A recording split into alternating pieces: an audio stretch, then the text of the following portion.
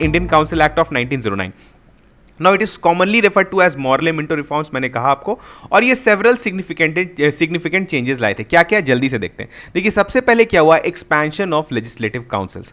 Now मैंने आपको बताया कि 1861 में जो है एक लेजिस्लेटिव काउंसिल बनाया गया जिसमें कुछ नॉन ऑफिशियल मेंबर्स होते थे, जिसमें अगर आप बोलेंगे तो 6 to 10 मेंबर्स होते थे.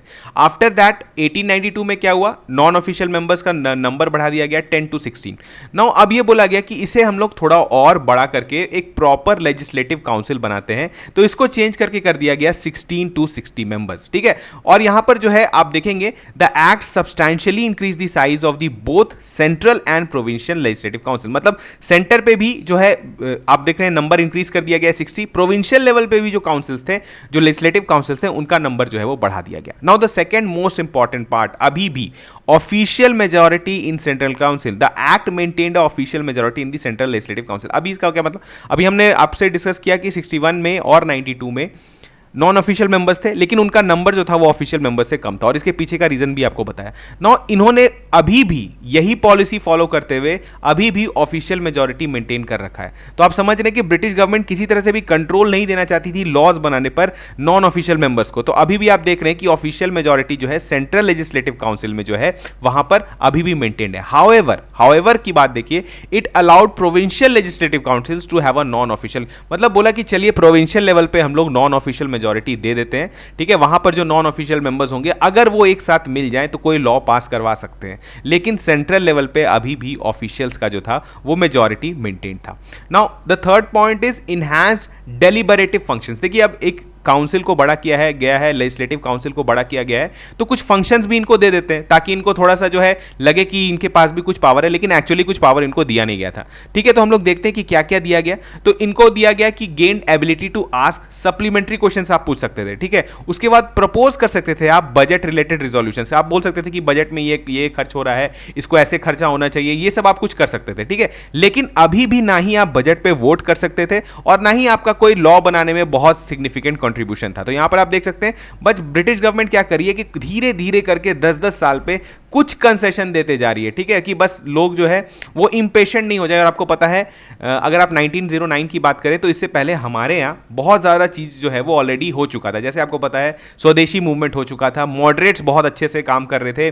ठीक है, और बहुत सारे ऐसे लीडर्स थे जैसे गोपाल कृष्ण गोखले जी और बहुत सारे ऐसे पॉलिटिशियंस थे जो जानते थे कि ब्रिटिश गवर्नमेंट क्या कर रही है, तो वो भी जो है पार्टिसिपेट करने लगे थे. तो इनके वजह से ब्रिटिश गवर्नमेंट को लगा कि अब इन लोग को काफ़ी चीज़ों के बारे में पता चल गया है, तो हमें कुछ कंसेशंस देना पड़ेगा, नहीं तो ये हमारे अगेंस्ट में चले जाएंगे और फिर हमारे लिए मुश्किल पैदा हो सकता है. तो आप ये सब देख रहे हैं, ये जो चेंजेस ला रही है, ऐसा नहीं है कि चेंज ऑफ हार्ट है. ब्रिटिश गवर्नमेंट बहुत अच्छा चाह रही थी यहाँ, उनको लगा कि हमें थोड़ा सा जो है बोला जाता है ना कि स्टीम हटाने के लिए, कि पूरी तरह से जो है ये बॉयल नहीं हो जाए सब सारे गुस्से में, कि हम इनको थोड़ा सा कंसेशंस दे देते हैं. ठीक है, now the fourth is communal representation for Muslim.